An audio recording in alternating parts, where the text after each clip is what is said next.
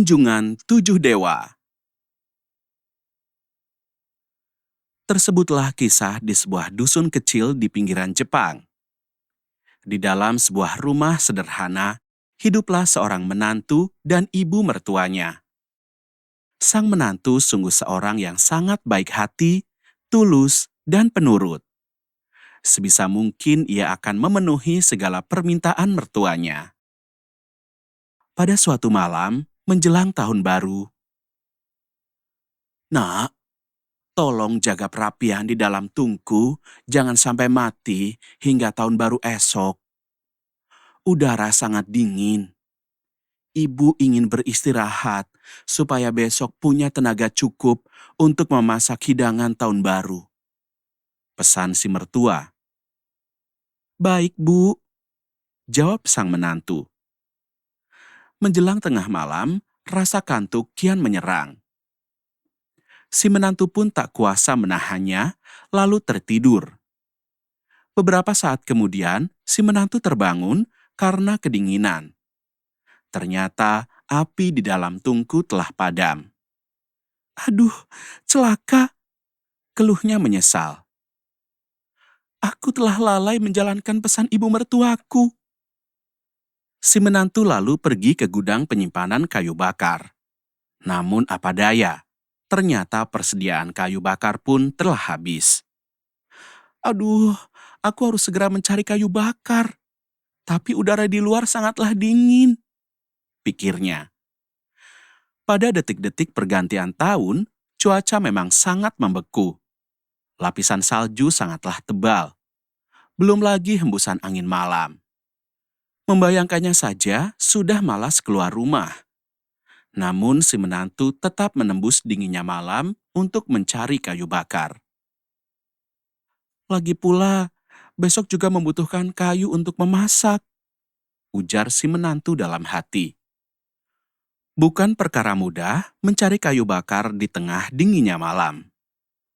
Si menantu terpaksa menyusuri sepanjang sungai di dekat rumahnya supaya tidak tersesat. Satu demi satu batang dan ranting dikumpulkan hingga akhirnya terkumpul cukup banyak. "Ah, aku rasa sudah cukup," ujar si menantu. Sampai di rumah, si menantu langsung menaruh kayu-kayu tersebut di dalam gudang. Sebagian lagi ia gunakan untuk menyalakan kembali tungku perapian. Namun, "Aduh, tidak ada api.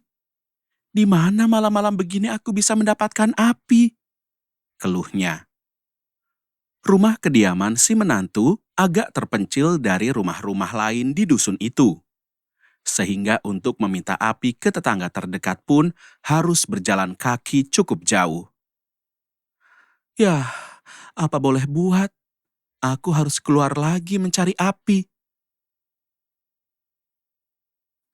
Si menantu pun kembali menyusuri tepi sungai untuk mencari api.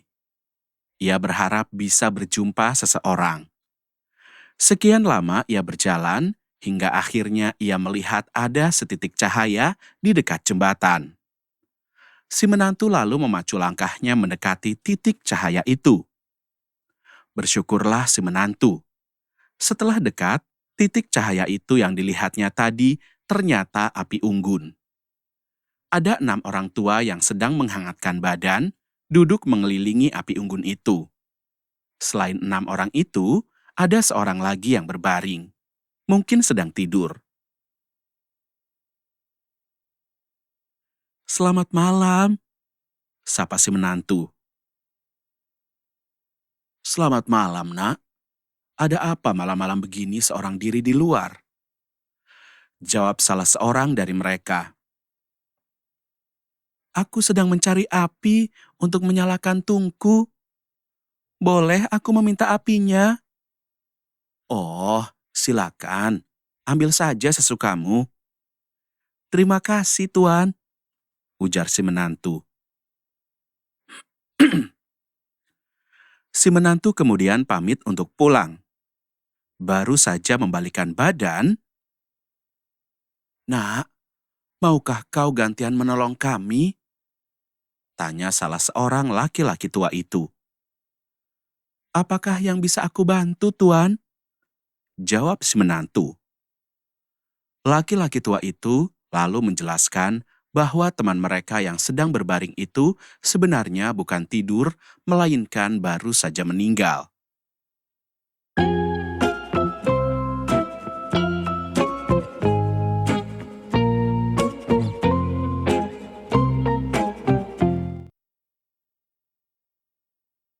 Malam-malam begini, sulit mencari kuil untuk menguburkan saudara kami itu dengan layak.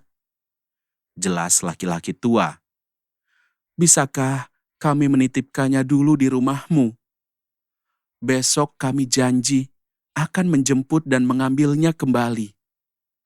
Sekarang kami hendak mencari kuil yang layak dulu.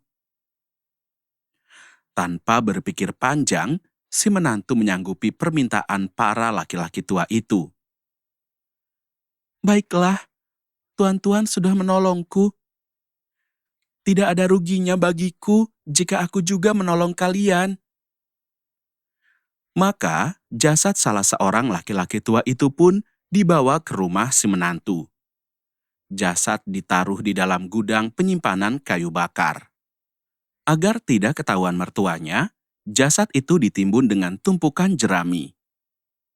Setelah itu, si menantu membakar api dalam tungku supaya udara di dalam rumah kembali hangat. Persediaan kayu bakar cukup banyak, sehingga si menantu pun dapat melanjutkan tidurnya. Tahun baru telah tiba. Pagi-pagi sekali, si menantu bersama mertuanya sudah sibuk memasak hidangan tahun baru. Di tengah-tengah kesibukan memasak, ibu mertuanya menyuruh si menantu mengambil air di sungai. Ya, kalau begitu aku pergi ke sungai dulu, Bu, kata si menantu. Sepeninggal si menantu, sang mertua melanjutkan masak. Namun, api dalam tungku masak semakin mengecil. Perlu tambahan kayu bakar. Sang mertua lalu pergi ke gudang penyimpanan kayu bakar. Di sana, ia mendapat tumpukan jerami yang aneh. Mengapa tumpukan jerami ini tidak seperti biasanya? Gumam sang mertua. Penasaran, tumpukan jerami itu lalu dibongkar. Betapa terkejutnya sang mertua ketika melihat apa yang ada di bawah tumpukan tersebut.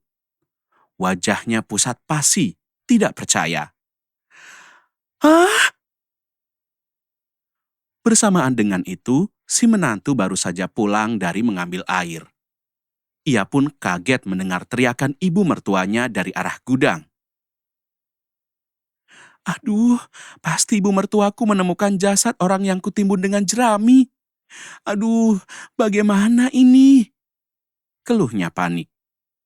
Kepanikan si menantu berubah menjadi rasa tidak percaya. Di gudang, ia melihat sang ibu mertua sedang memeluk tumpukan harta perhiasan. Lihat nak, kita kaya raya, seru sang mertua. Iya Bu, sahut si menantu takjub. Si menantu lalu menceritakan pengalamannya tadi malam. Yang aku taruh di bawah tumpukan jerami ini adalah jasad salah seorang dari laki-laki tua itu, Bu. Bagaimana bisa sekarang berubah menjadi harta? Sebenarnya, para laki-laki tua yang ditemui si menantu semalam adalah 7 dewa kebajikan. Mereka kerap muncul pada malam menjelang pergantian tahun. 7 dewa kebajikan itu akan memberi keberuntungan pada orang-orang yang tulus. Orang-orang seperti si menantu. Mereka adalah orang-orang yang berhak mendapat kehidupan lebih baik di tahun baru. Lebih baik daripada tahun sebelumnya. Keberuntungan akan datang pada orang-orang yang tulus hatinya.